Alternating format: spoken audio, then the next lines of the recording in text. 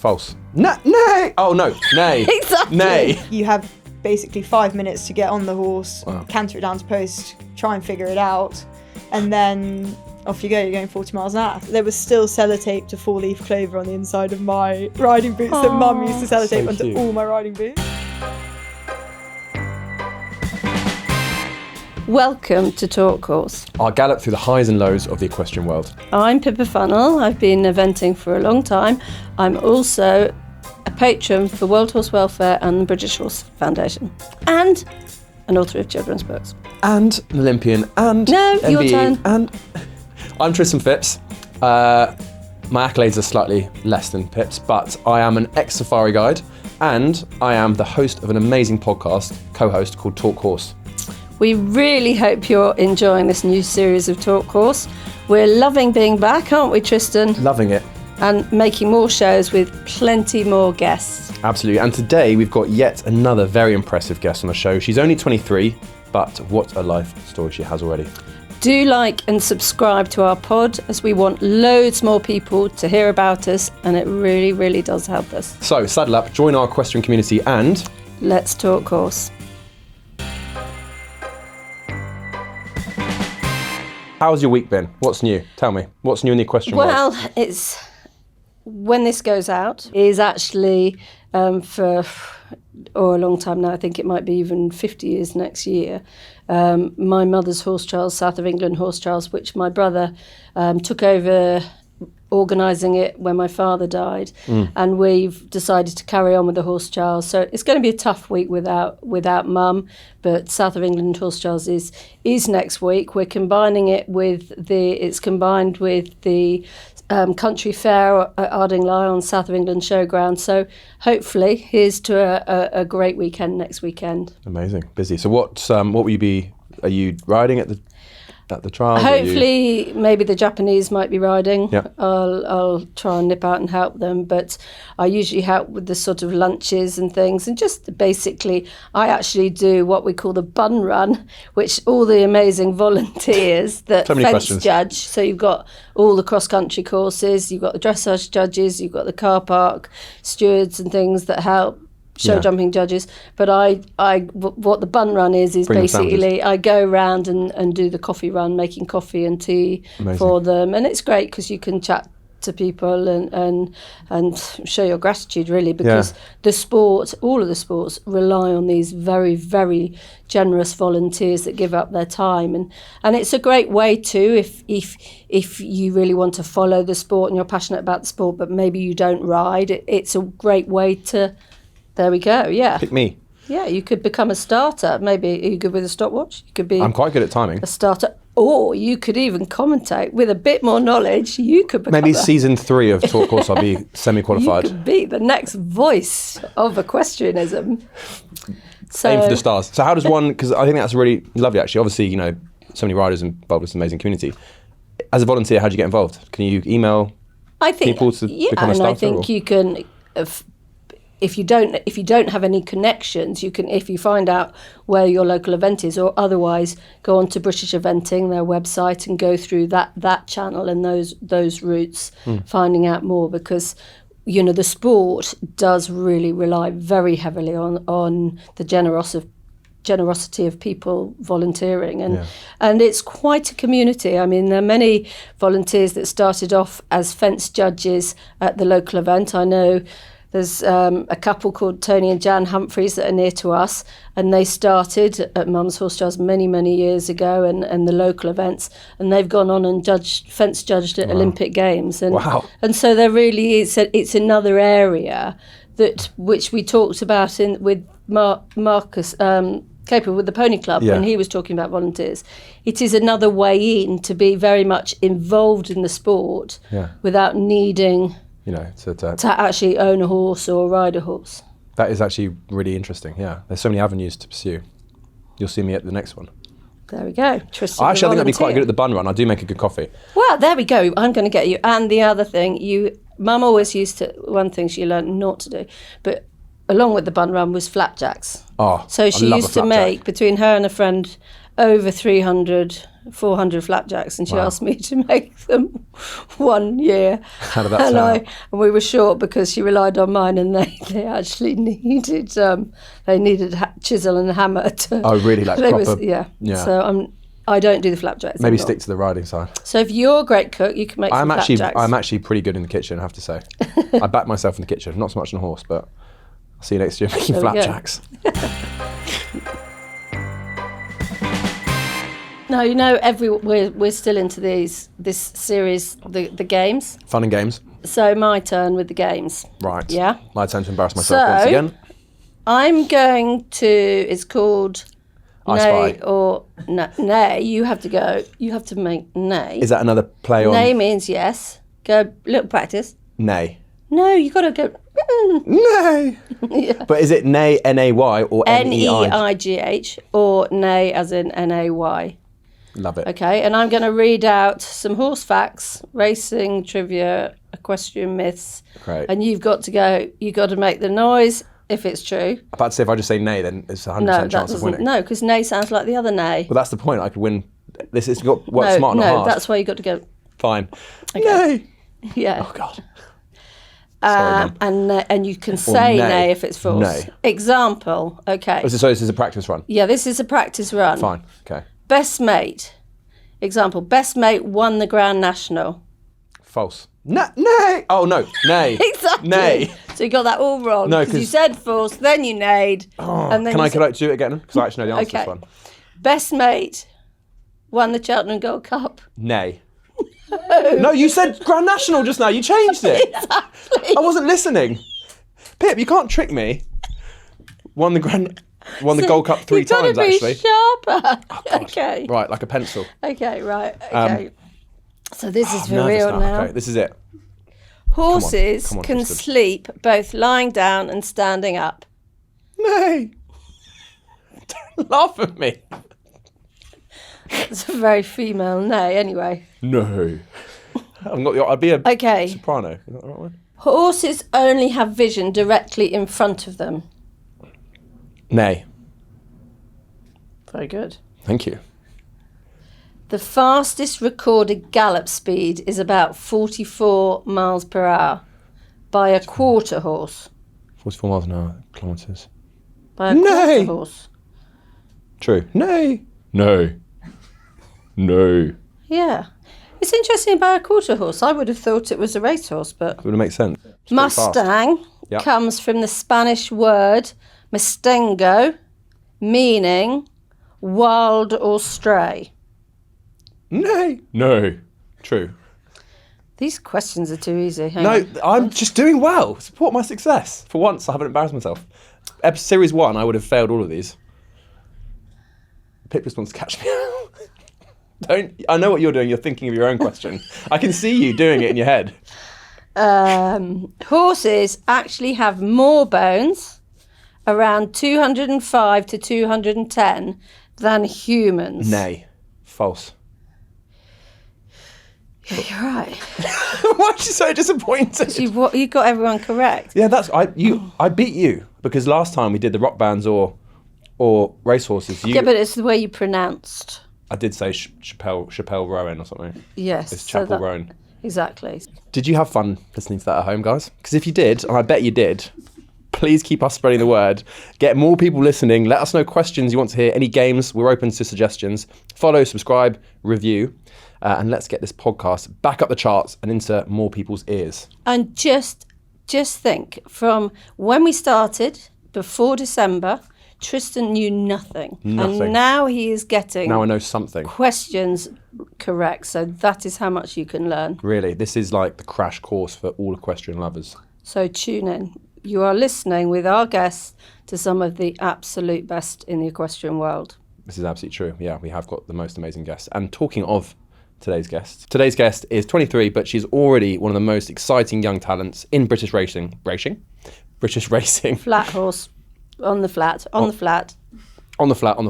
Saffie Osborne is a former event rider, so you can have some discussions there. But she switched to flat racing and quickly made her mark in the sport.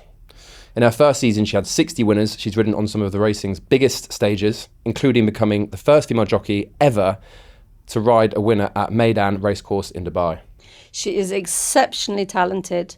So let's hear her story. Let's talk horse with Saffie Osborne. Saffie. Welcome. Welcome to Talk Horse. Thank you for coming up to London on a very rare day off for you. Yeah, thank you so much for having me. First day off in 2.5 months. Yeah. Wow, that's a lot of hard work. Yeah, busy time of the year. I suppose you get fairly used to it, but yeah, it's pretty hectic. I think it's not until you stop you realise. It wasn't until I looked back at the calendar and realised that I haven't had a day off for 2.5 months. I realised how busy we've all really been. Well, thanks for sharing your day off with us. I'm sorry. What better place? Where else would you want to be? Because it's a day off, I'll tell you what. I'm going to pour you a glass of sparkling wine, if I may. Thanks. A very nice sparkling English wine. So no excuses. Yeah. Why not? And it's actually, it is a day off for me too. That's why I agreed to do these podcasts, because I thought so you could have your one annual day off. Yeah, I think it's. Were you not up at 4 a.m. working horses? I wasn't up at 4, but I did help. I was still up at 5. Lessons. Yeah, I don't think you guys do have a day off, no. really, do you? But I think the horse world, anyone that's professionally involved in it, That's a good noise. it isn't a 5-day week job. No, and I suppose I'm lucky in the sense of, I suppose with the eventing world and the show jumping, like even if you have a day off, you've still got X amount of horses to exercise. Like I was still up at 5 o'clock this morning and I rode 2 horses, but then my day was done. I didn't have to go and muck out and sort of put them all on the horse walker and stuff like that. So that I'm fairly it's kind lucky of like a half day off, really. Yeah, I was done. My day was done at 7 a.m. It was great. Living your best life. Yeah. Well, cheers to that. There you go. Oh, This is a do lovely... you think you could just Yeah, pause it for me? do you know what, we don't want ladies? to move the mic. Absolutely. Sorry, silly me. So rude.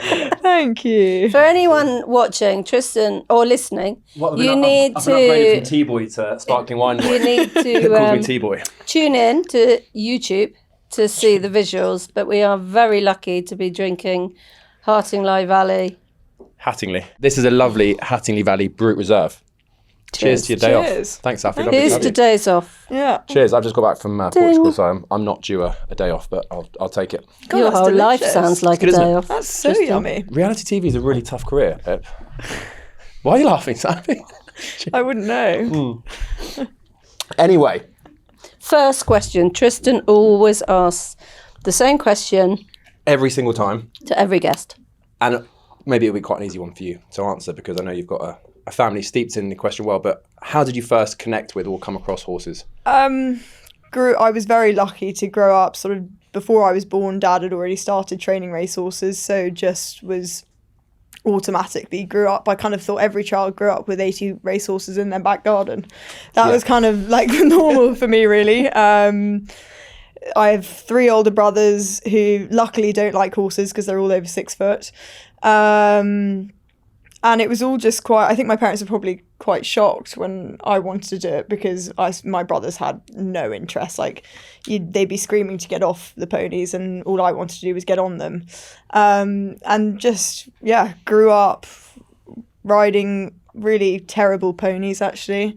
Dad used to sort of... Terrible as in naughty? Oh, naughty. Or just like, I think Dad did anything to put me off. And Like a character building kind of yeah, thing. character. But I spent like the majority of my childhood, but I probably spent more time that I was riding on the floor than I actually did on the pony. Did you perfectly up for a career in as a jockey? Yeah, luckily. But no, just always loved it so much. And I think I was very lucky that my cousins loved doing all the ponies and I kind of saw that and wanted to do it with them. And my grandparents lived in the same village as us. And I think my first memories of riding horses are probably sort of my granny and grandpa screaming at me up, down, trotting down the road. So from a young age, you knew that as a career, this is the kind of direction you wanted to go. I didn't really think I knew what a career was at that point. But it was just like love at first sight, just loved anything to do with horses and ponies. It's quite funny because Pip's actually like my idol. I have heard that before. I'm not going to lie, like I grew up. Did you play the video games? All the games, all the books. No, but not even that. I remember Pip Photos did, of Pip on the wall. No, Pip did I still have them in my bedroom. It's Unbelievable. hilarious. I wish you brought them in. No, it's so funny. They used Pony Magazine used to do like these features on riders, and Pips they came with like a poster, and I literally still have the poster. I'm not gonna lie, I still have the poster somewhere in my bedroom of Pip on my wall. Well, here she is. Well, hopefully. Well, you'll be on someone else's. You'll be on someone's wall one day. You will. I'm sure she is already. But I think, for me, that's actually really lovely to hear that if Safi read the children's books, the children's books, the message I'm getting is follow your dreams. And Safi, if that can inspire or encourage youngsters to follow the dreams, then to me, that's why I wrote the books in the first place. Yeah. Like I was just putting, so I remember I used to go to Badminton and Barbary every year, and I got your autograph when I was about 7. Do you remember that? No, I was the saddest little child. Like I was that child that walking around the horse show in my riding boots, and like full kit, yeah. And like I still have this little book that I've gone round and obviously asked all the event riders for like all their autographs. I've still got it. I found it the other day, and I was showing it to Laura Collett actually because I thought it was so funny because like she ended up training me for quite a lot of the time I was eventing. I was like, I literally have I have like all their autographs and stuff. And I remember Piggy French at the time coming to do. Dad had a really good racehorse that was second in 3 Ascot Gold Cups, and I think Piggy had just won the Olympic trial in London, and so she was being on the front cover of Horse and Hound whilst holding this horse of Dad's, and I remember it was like the best day ever. Like Piggy French came to our house, and like I say, she thought I was the most annoying child ever. Like I made her have a photo with me, my pony, and my dog. I still have it. It's so amazing how, because you said there's people that it's the same thing for you. Yeah, and then, you're the next generation coming up and inspiring the next generation. I just have recently done a documentary for Clip My Horse. And to me, I know what it was like when Lucinda Green, Pra Palmer back then, she was my pin-up. I mean, and when she first signed my autograph, and then when I first spoke to her, I was like, all my Christmases had come. And you'll be the same for generations below I'm you. I'm not sure, but you really will be. I'd say I probably watched that you had like a DVD of when you won the Rolex Grand Slam. I'd say I watched it on repeat about 150 times. Unbelievable. That's so Look funny. at us now. Well, look at you guys now. But actually, we go. Look at us now, guys. Bit was that? Shut up. My sister is obsessed with Pip. Shush. This podcast is about you, Safi. But I will just say. But a little bit more about Pip. No, I will just say that obviously I remember your father very well from his days, late teens when he was obviously eventing as well. So, it is interesting. I know when we talk about eventing, Tristan, but actually there are a lot of people in the racing world whose roots started most of them in the Pony Club, and then some of them went through to show jumping. I know John Frankham was a big name, Harry Skelton in National Hunt. They started off as jumpers, and then a lot of your father evented, you evented. You probably realise you can make a bit more money riding racehorses. I know. Well, we were going to come on to that. I was going to come on to that later, definitely.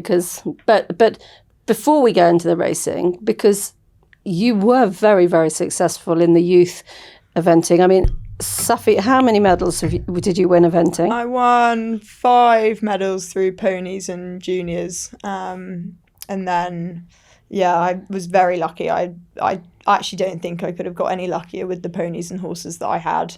You met your own luck. No, I remember I had sort of grown up and everything was very my parents, even though I had very horsey parents, you get lots of horsey parents that are very pushy and want their children to do this, that and the other. My parents were like horizontal. They were just like, about the one show I went to every year was Lambourne Show, and I pretty much entered my pony in every single class that it could possibly do.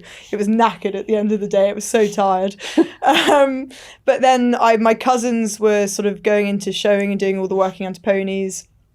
And I was like, oh, that looks quite fun. I want to do that. So did that and then thought, this is getting a bit boring. So I was very lucky to lease a very good event pony. And then I remember Dad turning around to me and goes, no, I'm not buying you. It's too expensive. I'm not buying you some fancy event pony or fancy event horse or whatever. So I got his list of owners. I got his list of owners and wrote letters to 10 of them that I thought were most likely to buy me a pony. That is very industrious. Very, very clever. Genius. Age 13. And I wrote them a business plan and said, well, if I buy a pony for X amount. When I win. And then, like, here's me, like, thinking age 13, like, yeah, I'll win a European Championships in 3 years. It's so fine. Like, that is, like, I was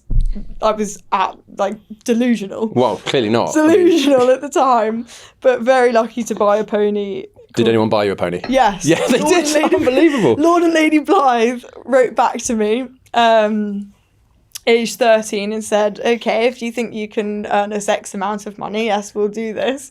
So then I was like, pressure on. I've said to them I can earn them X amount of money age 13. And I, at this point, have evented for 6 months.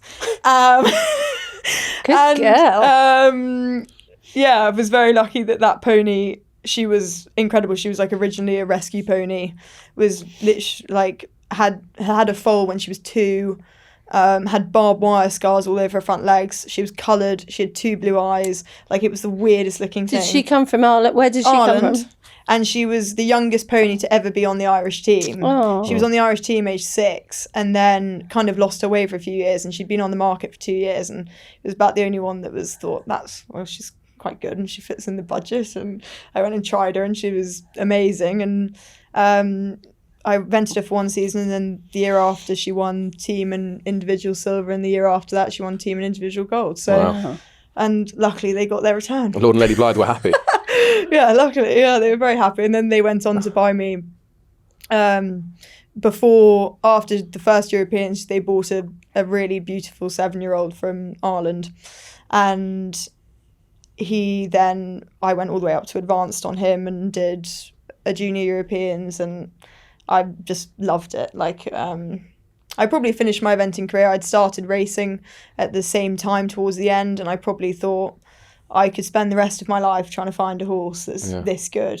Wow. And I will never have the financial security or financial backing to go and spend that much money on a horse. Because, like, for what he was being sold for, like, those were the kind of horses you needed, and there was no way I was going to ever afford them. So, I probably called it quits because of that. And a great loss to the eventing world. Oh, no, I'm not sure about that. A great gain to the flat racing world. Yeah, not sure about that. So you were eventing and racing at the same time? Yeah, I spent my last year eventing, which I remember the chef de keep of the young rider team was getting very annoyed at me because it was like, not surprised. I was getting very annoyed at me because I was sort of rocking up and eventing. I remember there was one day I was at Tweedledown and I was riding that afternoon in Bath, and I remember ringing the chef to keep saying, is there any chance I could go first? And like, no one really ever wants to go first. Yeah. And he was like, why do you want to go first? I was like, well, I have 3 rides in Bath this afternoon. So like,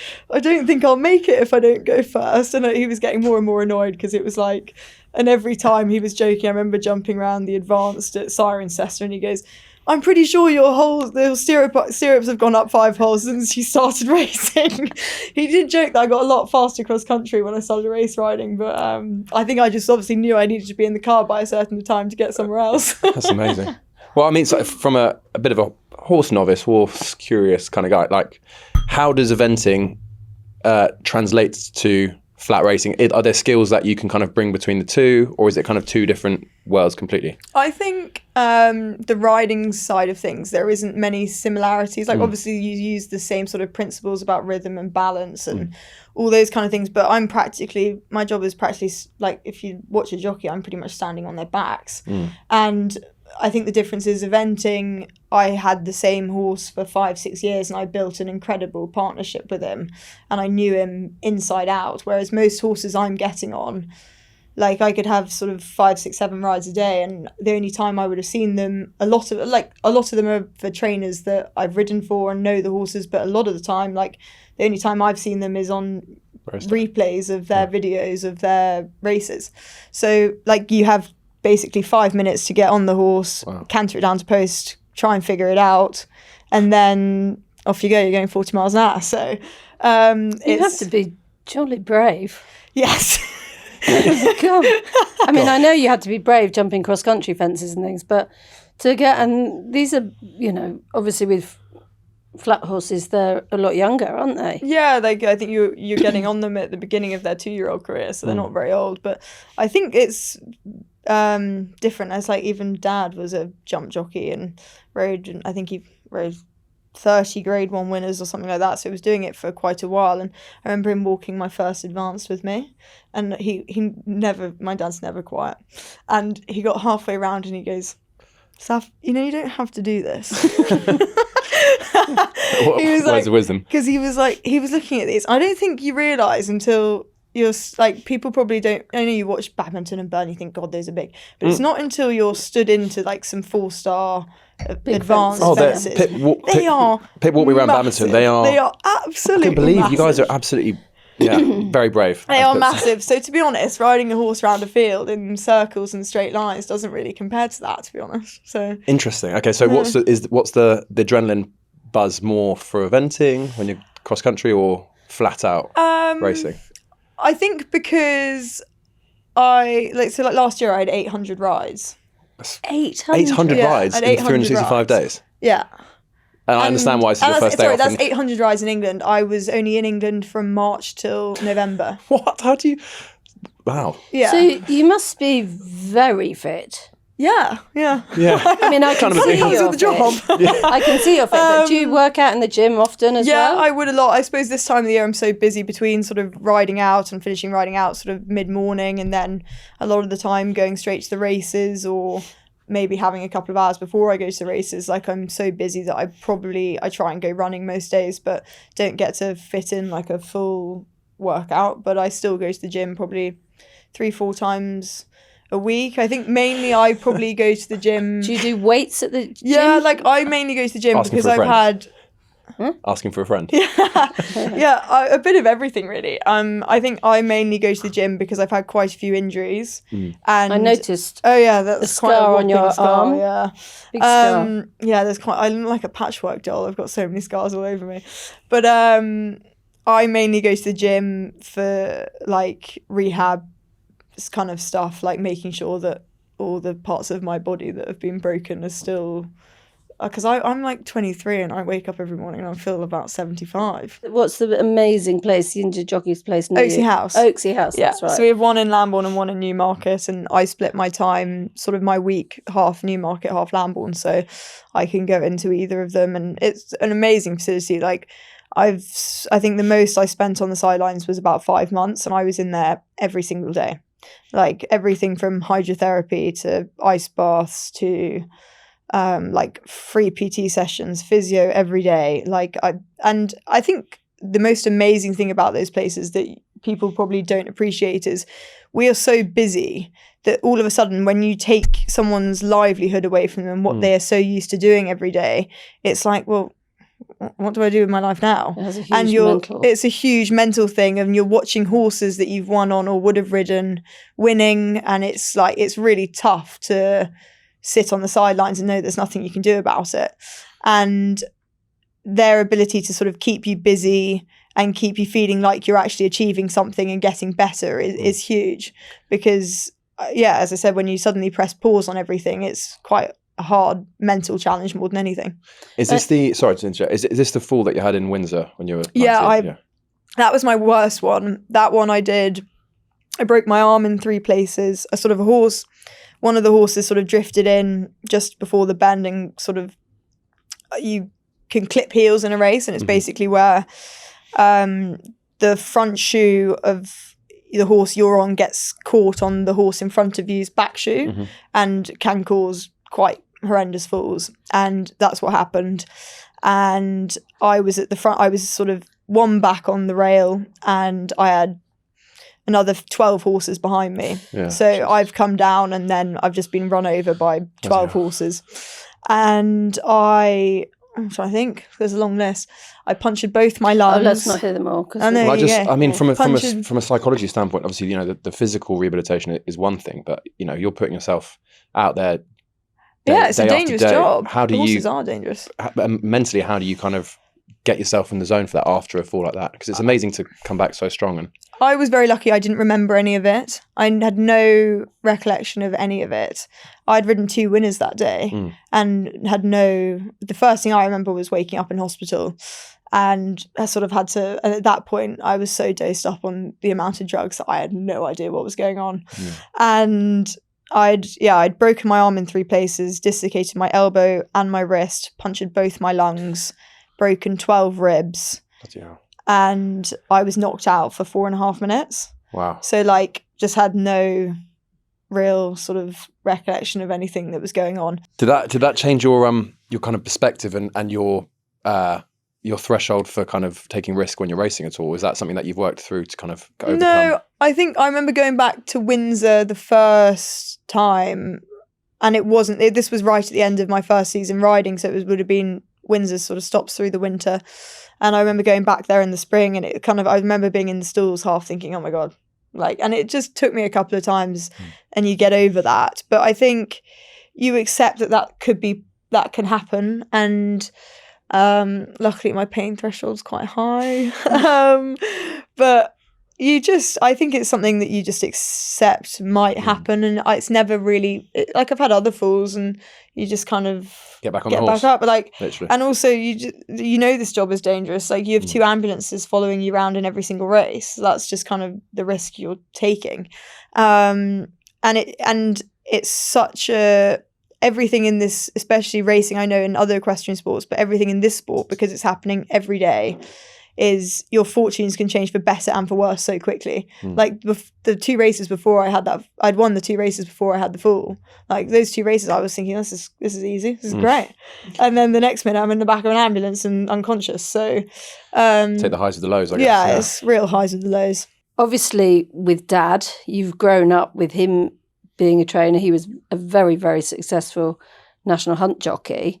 And then obviously you must have picked up quite a lot from Dad over the years.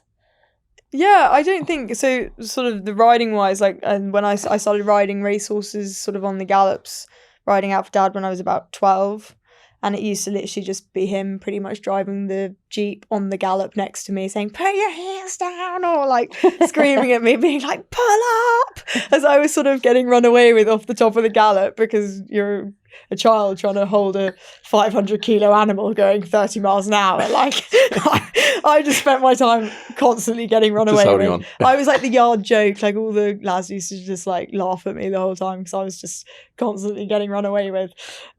Because with racehorses, as soon as if you pick up the rein to go, like with us, if we want to slow one down, you sort of hold them. But with a racehorse, if you do that, they go faster, don't they? If you think about it, it's the opposite. You have to do sort of when you're shortening your reins on a racehorse, you're trying to get them you start moving more. Yeah, you're trying to get them to go faster. Fine. Whereas normal horses, you pull the reins and they stop most of the time. But why is that? Why is it that different? Because I suppose race, as you said, in a race, when you're pushing them, there's you're a lot more active, you're moving more. And I suppose they're not probably broken into the same standard as you would, so breaking in when you get on them or whatever, and they're not broken into the same probably standards as eventing horses or whatever. So when we talk, Tristan's horse I thought I'd explain. No, I actually got 100% in our previous breaking in is a quiz. Bad expression. Basically, it's backing them, riding them under the saddle. Backing them. Yeah, that's in my horse IQ. Oh, well done. I've got the Pony Club badge. Have you? Me too. When you think, oh my God, I'm getting run away with, you need to. What would you do if Tristan's going up the gallop for a first time? I'm gone. Can I say I'd pay to see this? Yeah, I'm sure you would. He's going up the gallop for the first time, and the horse is starting to really go. What would you shout to him? You wouldn't say. You'd laugh. You wouldn't be able to say I wouldn't be crying, laughing. I wouldn't be able I just put my feet. I put my feet down and dig my heels in because I'm 6'4", so I can get. I mean, if so we're doing thank emergency stop, sort of. I'd tell you to sort of lean back, duck and roll, feet forward a bit. But no, I suppose however strong you are. Thank you. I wasn't aiming that at you specifically. Because you're completely wrong. I'm very weak. He is quite strong. Though. I do a lot of Pilates though. I'm quite strong in there. Wow, cool. Which is good, Pip.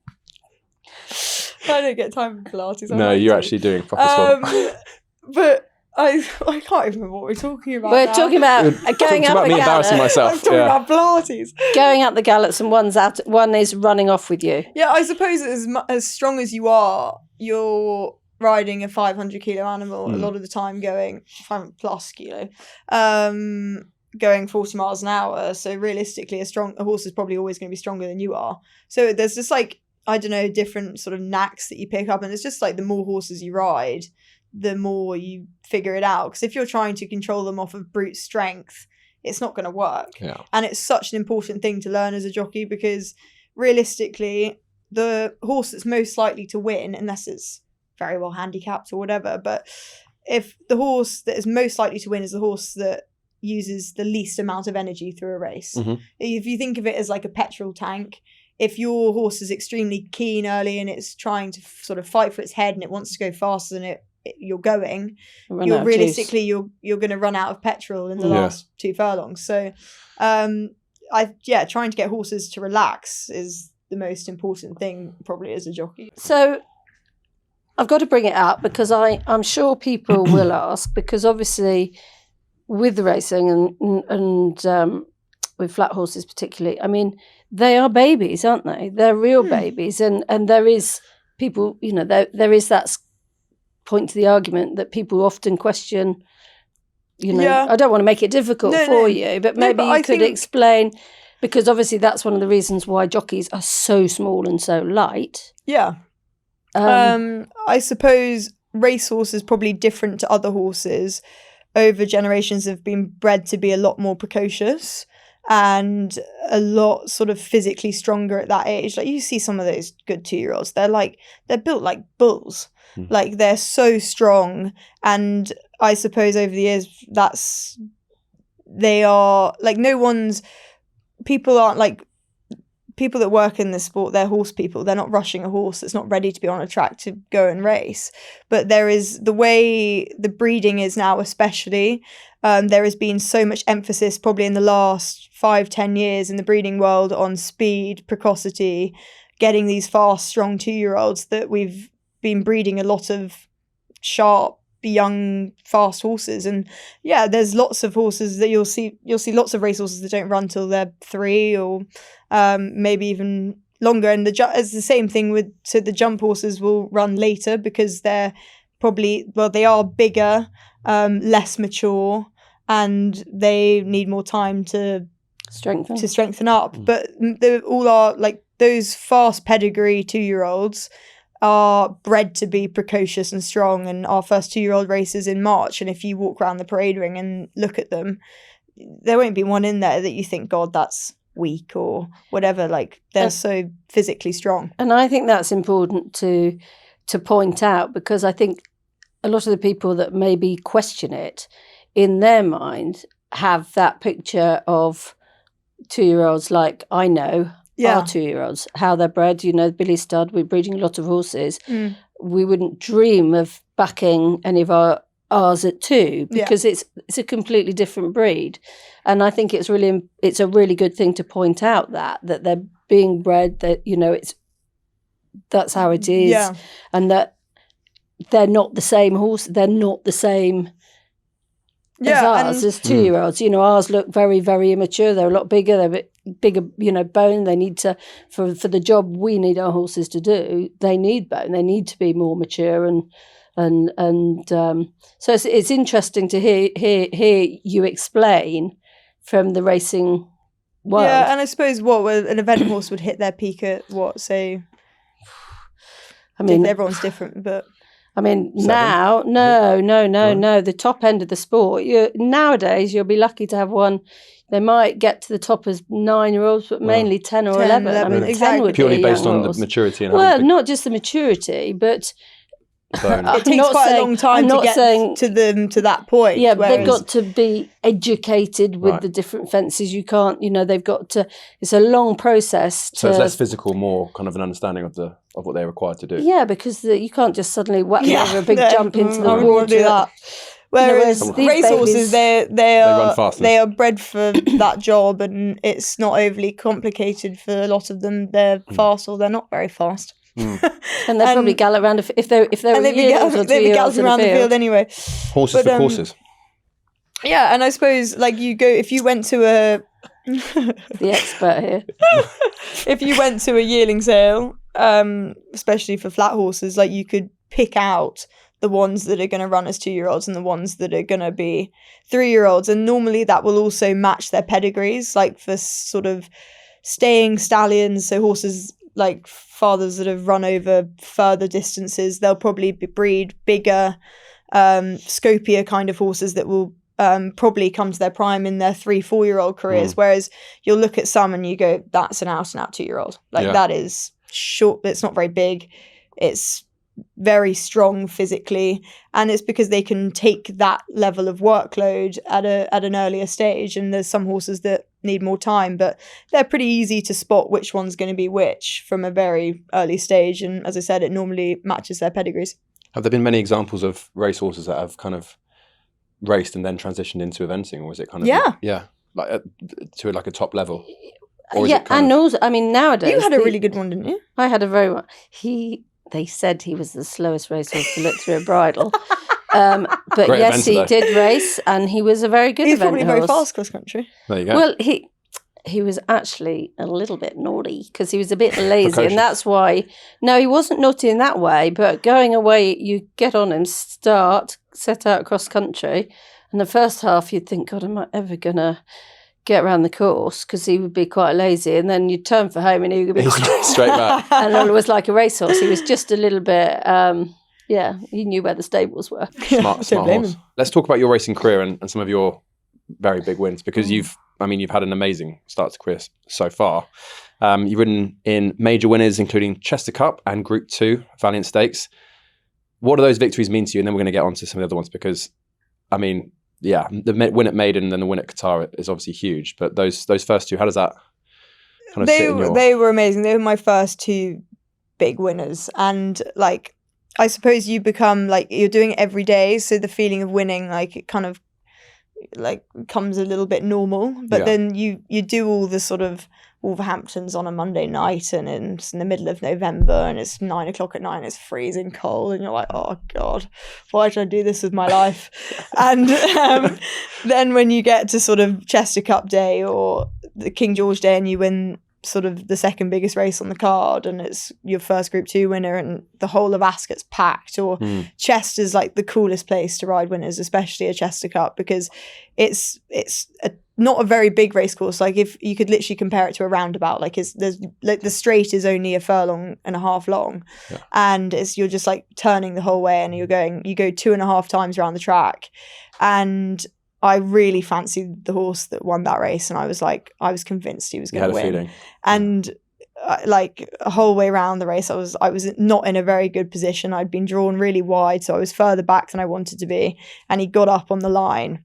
And when you ride in a big race and you're on quite a fancied horse, like the crowd just loves it because they've all backed it. So like the feeling of coming in, and Chester's like the inside is all packed with people, the outside's all packed with people, and you're coming back in, and it's just definitely beats Wolverhampton on a Monday night. It does, yes. I'd take any winner, but I mean, it definitely beats it. But it was just the coolest feeling ever. Like it.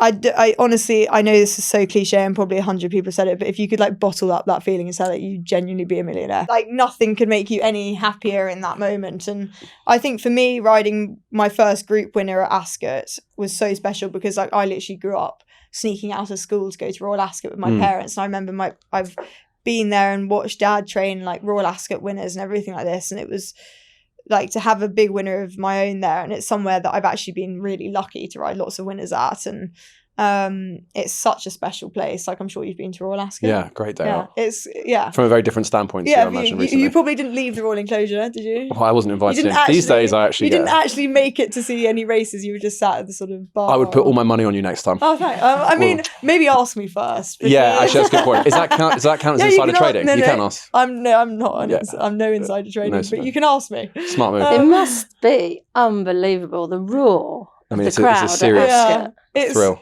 It's so cool. Like, and I've been so lucky. Like, I think I've ridden winners in 10 different countries now.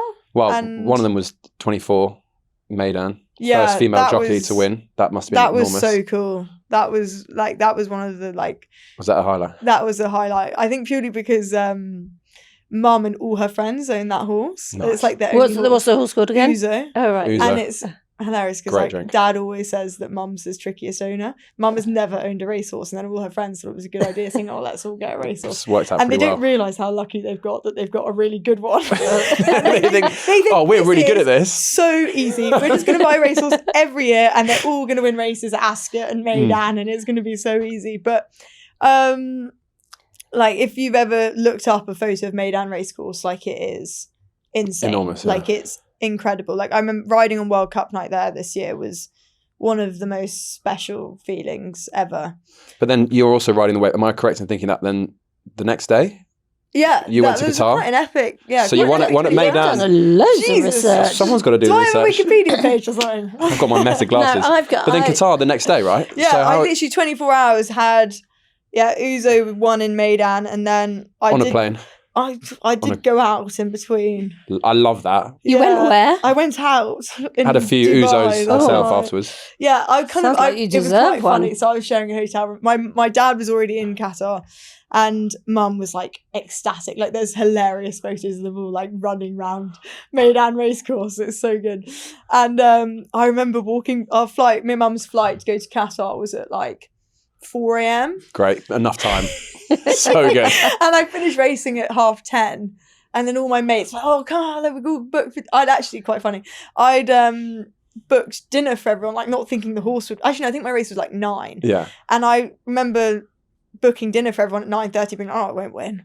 I'll just go for dinner afterwards. Turns out Celebration it won. dinner. And then I got stuck at the racecourse doing all the interviews and stuff until about 11. And all my mates were at this dinner that I'd booked for them.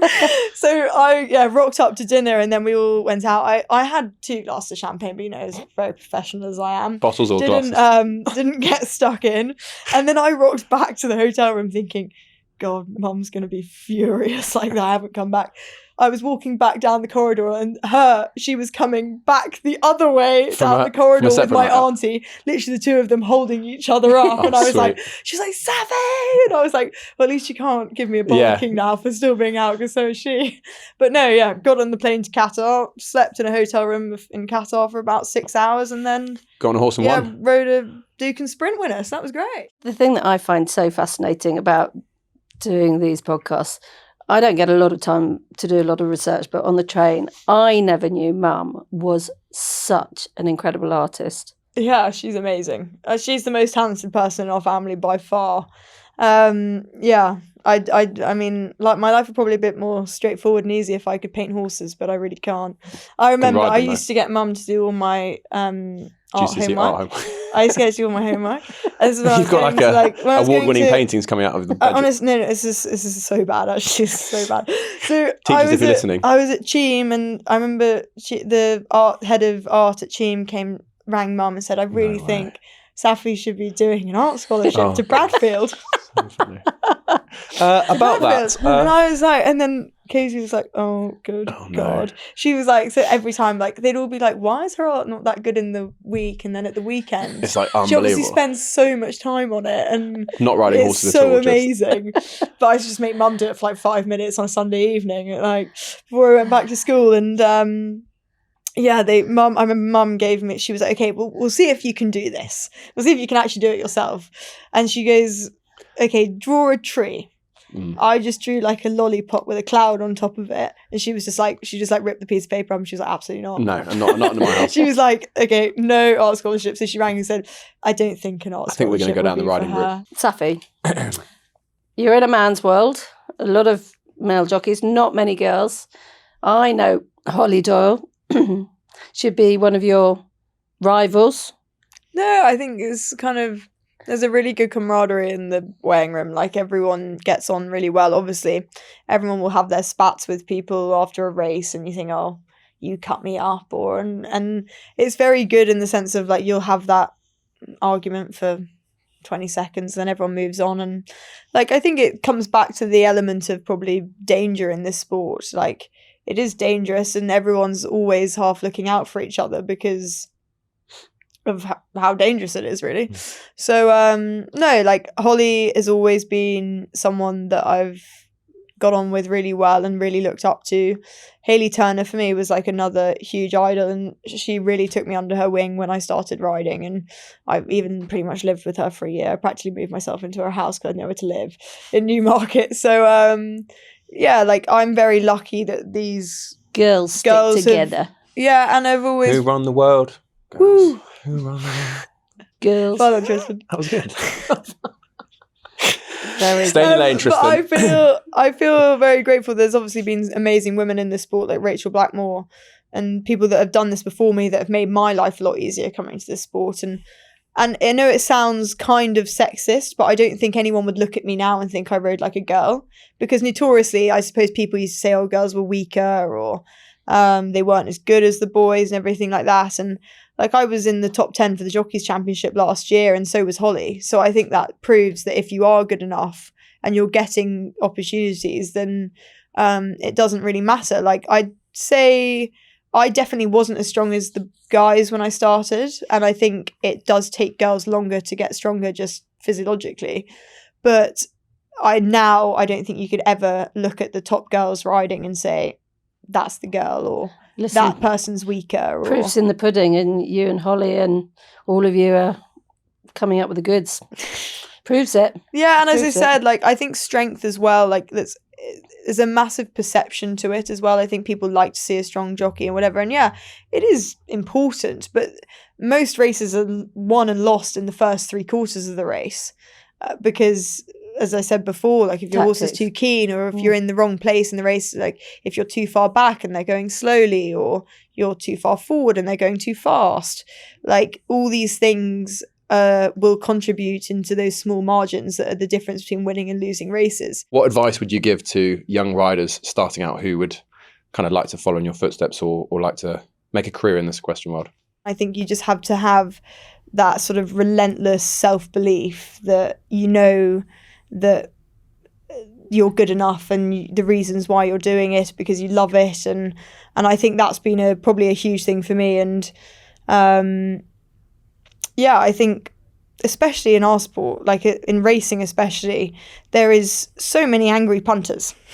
There is so many people, like this is a gambling sport. There's lots of people that aren't very happy when you get a horse beat, and you'll have these horrible comments on Twitter saying that you're the worst jockey they've ever seen, and you should retire tomorrow, and you're useless, and this, that, and the other.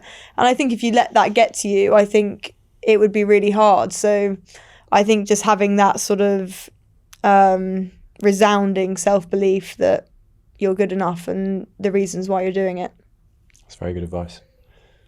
I think it's important to not take advice from people you wouldn't ask for it from. No, and I think also probably surrounding yourself with a really good team of people that, and I found this in eventing and racing, like surrounding yourself with people that you really trust their opinions, and you know that they'll always tell you the truth, but always be there, sort of pick you up when you need that boost. And I think that's huge, because confident riders always ride better. We have a new feature on the pod.